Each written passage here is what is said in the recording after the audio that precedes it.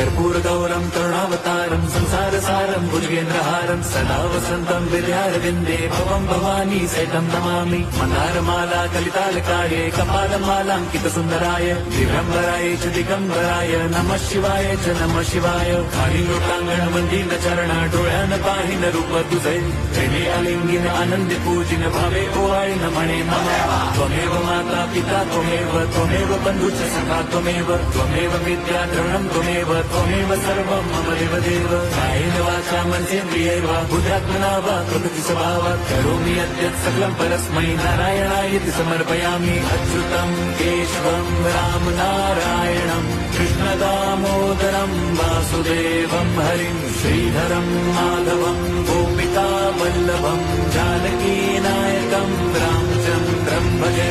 Hare Ram Ram Ram Hare Hare, Hare Krishna Hare